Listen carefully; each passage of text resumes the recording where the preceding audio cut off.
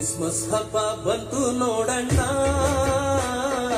ಭೂಮಿ ಮೇಲೆ ಖುಷಿ ತಂತಣ್ಣ. ಕ್ರಿಸ್ಮಸ್ ಹಬ್ಬ ಬಂತು ನೋಡಣ್ಣ, ಭೂಮಿ ಮೇಲೆ ಖುಷಿ ತಂತಣ್ಣ. ಹಲೋ ಮಕ್ಕಳೇ, ಪ್ರೈಸ್ ದ ಲಾರ್ಡ್. ಮಕ್ಕಳೇ, ನಿಮ್ಮೆಲ್ಲರಿಗೂ ಮತ್ತೊಮ್ಮೆ ಡಿಜಿಟಲ್ ಸಂಡೇ ಸ್ಕೂಲ್ಗೆ ನಾನು ಸ್ವಾಗತ ಮಾಡ್ತೇನೆ. ಮತ್ತು ಈ ಒಂದು ಕಾರ್ಯಕ್ರಮದ ಮೂಲಕ ನೀವು ಆಶೀರ್ವಾದ ಹೊಂದ್ತಾ ಇದ್ದೀರಾ, ಅದಕ್ಕಾಗಿ ದೇವರಿಗೆ ಸ್ತೋತ್ರ ಹೇಳ್ತೇನೆ. ಬೈಬಲ್ ಯೂನಿಯನ್ ಮಾಡುವಂಥ ಈ ಕಾರ್ಯಕ್ರಮವನ್ನು ನೀವೆಲ್ಲರೂ ಸಬ್ಸ್ಕ್ರೈಬ್ ಮಾಡಿ. ಬೈಬಲ್ ಯೂನಿಯನ್ನ ಚಾನಲನ್ನು ನೀವು ಸಬ್ಸ್ಕ್ರೈಬ್ ಮಾಡಿರಿ ಮತ್ತು ಈ ಚಾನಲ್ಗಾಗಿ ಇತರರಿಗೂ ಹೇಳ್ರಿ ಮತ್ತು ನೀವು ಈ ಕಾರ್ಯಕ್ರಮವನ್ನು ನೋಡೋದ್ರ ಮೂಲಕ ಆಶೀರ್ವಾದ ಹೊಂದ್ರಿ. ಮಕ್ಕಳೇ, ಮತ್ತೊಮ್ಮೆ ನಿಮಗೆ ಮೇರಿ ಕ್ರಿಸ್ಮಸ್ ಅಂತ ಹೇಳೋದಕ್ಕೆ ಬಹಳ ಸಂತೋಷ ಪಡ್ತೇನೆ. ಅನೇಕ ಕ್ರಿಸ್ಮಸ್ಗಳನ್ನು ನಾವು ದಾಟಿ ಬಂದಿದ್ದೇವೆ. ದೇವರಿಗೆ ಸ್ತೋತ್ರ ಹೇಳೋಣ.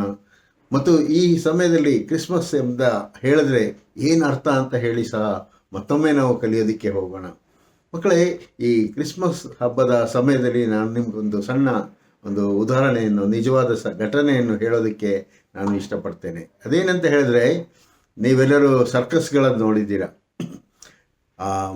ಬೀದಿ ಬದಿಯಲ್ಲಿ ನಡೆಯುವಂಥ ಅನೇಕ ಸರ್ಕಸ್ಗಳನ್ನು ಸಹ ಮಾಡ್ತಾರೆ. ಏನಂತ ಹೇಳಿದ್ರೆ, ಎರಡೆರಡು ಕಂಬಗಳನ್ನು ನೆಟ್ಟು ಮಧ್ಯದಲ್ಲಿ ಒಂದು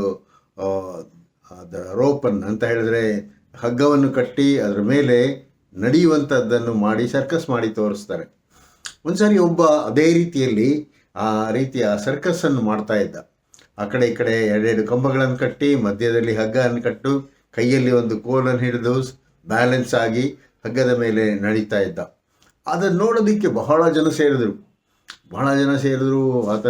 ಆತನು ಒಂದು ಕಡೆಯಿಂದ ಇನ್ನೊಂದು ಕಡೆಗೆ ಹೋಗುವಾಗ ಬಹಳ ಚಪ್ಪಾಳೆ ಹೊಡೆದ್ರು. ಎರಡನೇ ಸಾರಿ ಆತನು ಹಿಂತಿರುಗಿ ಹೋಗುವಾಗ ಬಹಳ ಚಪ್ಪಾಳೆ ಹೊಡೆದ್ರು. ಹಾಗೆ ಆತನಿಗೆ ಉತ್ಸಾಹದಿಂದ ಎಲ್ಲ ಜನರು ಏನು ಮಾಡ್ತಾಯಿದ್ರು, ಪ್ರೋತ್ಸಾಹ ಕೊಡ್ತಾಯಿದ್ರು. ಕೊನೆಗೆ ಏನಾಯಿತು, ಅವನೇನು ಮಾಡ್ದ, ತನ್ನ ಮಗನನ್ನು ಏನು ಮಾಡ್ದ, ಹೆಗಲ ಮೇಲೆ ಇಟ್ಕೊಂಡು ಅವನೇನು ಮಾಡ್ದ, ಅದೇ ಹಗ್ಗದಲ್ಲಿ ಆ ಕಡೆಯಿಂದ ಈ ಕಡೆ, ಈ ಕಡೆಯಿಂದ ಆ ಕಡೆ ಹೋದ. ಆಗಲೂ ಜನ ಬಹಳ ಚಪ್ಪಾಳೆ ತಟ್ಟಿದ್ರು. ಆಗ ಅವನೇನು ಹೇಳ್ತಾನೆ ಅಂತ ಹೇಳಿದ್ರೆ, ನಾನೊಂದು ನಿಮಗೆ ಸವಾಲು ಕೊಡ್ತೇನೆ. ಏನಂತ ಹೇಳಿದ್ರೆ, ನಿಮ್ಮ ಮಕ್ಕಳನ್ನು ಯಾರನ್ನಾದರೂ ನೀವು ಕೊಡೋದಾದರೆ ನಾನು ಹೆಗಲ ಮೇಲೆ ಇಟ್ಕೊಂಡು ಈ ಕಡೆಯಿಂದ ಆ ಕಡೆ ನಡಿತೀನಿ, ಆ ಕಡೆಯಿಂದ ಈ ಕಡೆ ನಡಿತೇನೆ ಅಂತ. ಜನರೆಲ್ಲರೂ ಗಂಭೀರವಾಗಿ ಯೋಚನೆ ಮಾಡೋದಕ್ಕೆ ಶುರು ಮಾಡಿದ್ರು. ನನ್ನ ಮಕ್ಕಳದ್ದು ಅದನ್ನ ಮೇಲೆ ಕೊಡಿಸಿ ಏನಾದ್ರು ಅಕಸ್ಮಾತಾಗಿ ಬಿದ್ದುಬಿಟ್ರೆ ಅಂತ ಹೇಳಿ ಏನು ಮಾಡಿದ್ರು ಅಂತ ಹೇಳಿ ಯಾರು ಮಕ್ಕಳನ್ನು ಕಳಿಸ್ಲೇ ಇಲ್ಲ. ಯಾಕಂತ ಹೇಳಿದ್ರೆ, ಅವನನ್ನು ನಂಬ್ತಾರೆ, ಅವನು ಹೆಗಲ ಮೇಲೆ ಕೂತಿರೋಂಥ ಮಗನನ್ನು ನಂಬ್ತಾರೆ, ಆದರೆ ತಮ್ಮ ಮಕ್ಕಳನ್ನು ಅವನು ಕರ್ಕೊಂಡು ಆ ಕಡೆಯಿಂದ ಈ ಕಡೆ ಹೋಗ್ತಾನೆ ಅಂತ ಹೇಳಿ ನಂಬೋದಿಲ್ಲ. ಮಕ್ಕಳೇ, ಅನೇಕ ರೀತಿಯಲ್ಲಿ ಆತನು ಅನೇಕ ರೀತಿಯಲ್ಲಿ ನಾವೇನು ಮಾಡ್ತೀವಿ ಅಂತ ಹೇಳಿದ್ರೆ, ನಮ್ಮ ನಂಬಿಕೆಯನ್ನು ಬೇರೆಯವ್ರು ಮಾಡುವಂಥ ಬೇರೆಯವ್ರ ನಂಬಿಕೆಯಲ್ಲಿ ನಾವೇನು ಮಾಡ್ತೀವಿ, ಸ್ಥಿರವಾಗಿರ್ತೀವಿ. ಆದರೆ ನಮ್ಮ ನಂಬಿಕೆಯಲ್ಲಿ ನಾವೇನಾಗೋದಿಲ್ಲ, ಸ್ಥಿರವಾಗಿ ಇರೋದಕ್ಕೆ ಸಾಧ್ಯ ಇಲ್ಲ.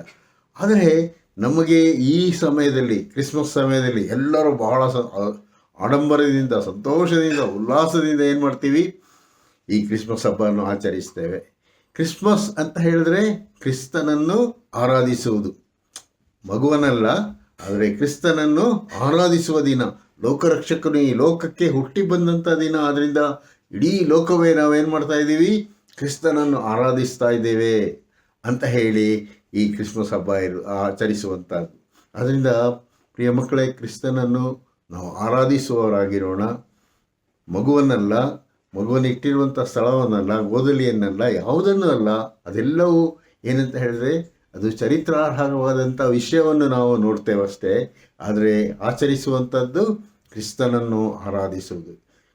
ಕ್ರಿಸ್ಮಸ್ ಅಂತ ಹೇಳಿದ್ರೆ ಒಂದೇ ದಿನ ಅಲ್ಲ, ಅದೆಲ್ಲ ದಿನವೂ ಕ್ರಿಸ್ತನನ್ನು ಆರಾಧಿಸುವಂಥ ದಿನವಾಗಿದೆ. ಯಾಕಂತ ಹೇಳಿದ್ರೆ, ಆತನು ನಮ್ಮನ್ನು ರಕ್ಷಿಸಿದಂಥ ದೇವರು. ಯೇಸು ಕ್ರಿಸ್ತನ್ ಅಂತ ಹೇಳಿದ್ರೆ ರಕ್ಷಿಸುವಂತಹ ದೇವರು.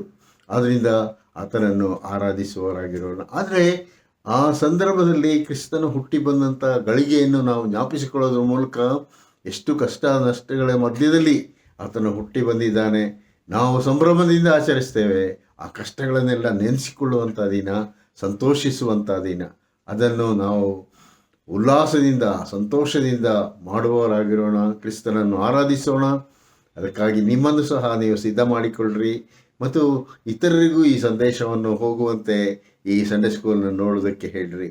ಮತ್ತು ಮಕ್ಕಳೇ, ಈ ಸಮಯದಲ್ಲಿ ಗಿಫ್ಟ್ಗಳನ್ನು ಕೊಡುವಂಥದ್ದನ್ನು ಮರೆಯಬೇಡ್ರಿ. ಇತರರಿಗೆ ನೀವು ಗಿಫ್ಟ್ಗಳನ್ನು ಕೊಡ್ರಿ, ನಿಮ್ಮ ನಂಬಿಕೆಯನ್ನು ಸ್ಥಿರಪಡಿಸಿಕೊಳ್ಳ್ರಿ. ದೇವರು ಲೋಕದ ಮೇಲೆ ಎಷ್ಟೋ ಪ್ರೀತಿಯನ್ನಿಟ್ಟು ತನ್ನ ಒಬ್ಬನೇ ಮಗನನ್ನು ಕೊಟ್ಟ ಹಾಗೆ ನಾವು ಸಹ ಇತರರಿಗೆ ಏನಾದರೂ ಒಂದು ಕೊಡುವಂಥದ್ರ ಮೂಲಕ ನಮ್ಮ ಪ್ರೀತಿಯನ್ನು ಇತರರಿಗೆ ತೋರಿಸುವವರಾಗಿರೋಣ. ಮಕ್ಕಳೇ, ಈ ಸಮಯದಲ್ಲಿ ನಿಮ್ಮೆಲ್ಲರನ್ನು ದೇವರು ಹೆಚ್ಚೆಚ್ಚಾದ ರೀತಿಯಲ್ಲಿ ಆಶೀರ್ವದಿಸಲಿ. ಅದೇ ರೀತಿಯಲ್ಲಿ ನನ್ನ ಸ್ನೇಹಿತರೆಲ್ಲರೂ ನೋಡುವಂಥವರಿಗೆ ನಾನು ವಿಶೇಷವಾಗಿ ಈ ಒಂದು ಕ್ರಿಸ್ಮಸ್ನ ಶುಭಾಶಯಗಳನ್ನು ತಿಳಿಸುವವನಾಗಿದ್ದೇನೆ. ನಮ್ಮ ಈ ಒಂದು ಮಿನಿಸ್ಟ್ರಿ ನಡೆಯೋದಕ್ಕೆ ನೀವೆಲ್ಲ ಸಹಾಯ ಮಾಡ್ತಾ ಇದ್ದೀರಾ, ಅದಕ್ಕಾಗಿ ದೇವರಿಗೆ ಸ್ತೋತ್ರ ಹೇಳ್ತೇನೆ. ಆಮೇನ್. ದೇವರು ಗಬ್ರಿಯೇಲ ಎಂಬ ತನ್ನ ದೂತನನ್ನು ಗಲಿಲಾಯ ಸೀಮೆಯ ನಜರೇತ್ ಎಂಬ ಊರಿಗೆ ಒಬ್ಬ ಕನ್ಯೆಯ ಬಳಿಗೆ ಕಳುಹಿಸಿದನು. ಆ ಕನ್ಯೆಯ ಹೆಸರು ಮರಿಯಳು. ಆಕೆಯು ದಾವೀದನ ಮನೆತನದ ಯೋಸೇಫನೆಂಬ ಪುರುಷನಿಗೆ ನಿಶ್ಚಿತಾರ್ಥವಾಗಿದ್ದಳು. ಆ ದೂತನು ಆಕೆಯ ಬಳಿಗೆ ಬಂದು, ದೇವರ ದಯೆಗೆ ಹೊಂದಿದವಳೇ, ನಿನಗೆ ಶುಭವಾಗಲಿ, ಕರ್ತನು ನಿನ್ನ ಸಂಗಡ ಇದ್ದಾನೆ ಅಂದನು. ಆಕೆಯು ಆ ಮಾತಿಗೆ ತತ್ತರಿಸಿ ಇದೆಂಥ ಆಶೀರ್ವಾದ ಎಂದು ಆಲೋಚನೆ ಮಾಡುತ್ತಿರುವಾಗ ಆ ದೂತನು ಆಕೆಗೆ, ಮರಿಯಳೇ, ಹೆದರಬೇಡ, ನಿನಗೆ ದೇವರ ದಯೆ ದೊರಕಿತು. ಇಗೋ, ನೀನು ಗರ್ಭಿಣಿಯಾಗಿ ಒಬ್ಬ ಮಗನನ್ನು ಹೆರುವಿ. ಆ ಮಗುವಿಗೆ ಯೇಸು ಎಂದು ಹೆಸರಿಡಬೇಕು. ಆತನು ಮಹಾಪುರುಷನಾಗಿ ಪರಾತ್ಪರನ ಕುಮಾರ ಎನಿಸಿಕೊಳ್ಳುವನು. ಇದಲ್ಲದೆ ದೇವರಾಗಿರುವ ಕರ್ತನು ಆತನ ಮೂಲಪಿತ್ರನಾದ ದಾವೀದನ ಸಿಂಹಾಸನವನ್ನು ಅವನಿಗೆ ಕೊಡುವನು ಎಂದು ಹೇಳಿದನು. ಆತನ ರಾಜ್ಯಕ್ಕೆ ಅಂತ್ಯವೇ ಇರುವುದಿಲ್ಲವೆಂದು ಸಹ ಹೇಳಿದನು. ಮರಿಯಳು ಆ ದೂತನನ್ನು, ಇದು ಹೇಗಾದೀತು, ನಾನು ಪುರುಷನನ್ನು ಅರಿತವಳಲ್ಲವಲ್ಲ ಎಂದು ಹೇಳಿದ್ದಕ್ಕೆ ಆ ದೂತನು, ನಿನ್ನ ಮೇಲೆ ಪವಿತ್ರಾತ್ಮ ಬರುವುದು, ಪರಾತ್ಪರನ ಶಕ್ತಿಯ ನೆರಳು ನಿನ್ನ ಮೇಲೆ ಬೀಳುವುದು. ಅದರಿಂದ ಹುಟ್ಟುವ ಆ ಪವಿತ್ರ ಶಿಶು ದೇವರ ಮಗನೆನಿಸಿಕೊಳ್ಳುವನು. ಮತ್ತು ನಿನ್ನ ಬಂಧುವಾದ ಎಲಿಜಬೆತಳಿದ್ದಾಳಲ್ಲ, ಆಕೆ ಮುಪ್ಪಿನವಳಾಗಿದ್ದರೂ ಗರ್ಭಿಣಿಯಾಗಿದ್ದಾಳೆ. ಆಕೆಯ ಗರ್ಭದಲ್ಲಿ ಗಂಡು ಮಗುವಿದೆ. ಬಂಜೆ ಎನಿಸಿಕೊಂಡಿದ್ದ ಆಕೆ ಇದೇ 6ನೇ ತಿಂಗಳು. ದೇವರಿಂದ ಬರುವ ಯಾವ ಮಾತಾದರೂ ನಿಷ್ಫಲವಾಗುವುದಿಲ್ಲ ಅಂದನು. ಆಗ ಮರಿಯಳು, ಇಗೋ ನಿನ್ನ ದಾಸಿ, ಕರ್ತನ ದಾಸಿ, ನಿನ್ನ ಮಾತಿನಂತೆ ಆಗಲಿ ಅಂದಳು. ಆಮೇಲೆ ಆ ದೂತನು ಆಕೆಯ ಬಳಿಯಿಂದ ಹೊರಟು ಹೋದನು. ಮರಿಯಳ ಗಂಡನಾದ ಯೋಸೇಫನು ಸಜ್ಜನನಾಗಿದ್ದು, ಆಕೆಯು ಗರ್ಭಿಣಿಯಾಗಿದ್ದನ್ನು ಬರೆಯಲಿಗೆ ತರಬಾರದೆಂದು ಮನಸ್ಸಿಲ್ಲದೆ ಯಾರಿಗೂ ತಿಳಿಯದಂತೆ ಆಕೆಯನ್ನು ಬಿಟ್ಟು ಬಿಡಬೇಕೆಂದಿದ್ದನು. ಅವನು ಅದನ್ನು ಆಲೋಚಿಸುತ್ತಿರುವಾಗ ಕರ್ತನ ದೂತನು ಅವನಿಗೆ ಕನಸಿನಲ್ಲಿ ಕಾಣಿಸಿಕೊಂಡು, ಯೋಸೇಫನೇ, ದಾವೀದನ ವಂಶದವನೇ, ನಿನ್ನ ಹೆಂಡತಿಯಾದ ಮರಿಯಳನ್ನು ಸೇರಿಸಿಕೊಳ್ಳುವುದಕ್ಕೆ ಅಂಜಬೇಡ. ಆಕೆಯ ಗರ್ಭವು ಪವಿತ್ರಾತ್ಮನಿಂದಲೇ ಆದದ್ದು ಎಂದು ಹೇಳಿದನು. ಅದೇ ರೀತಿಯಾಗಿ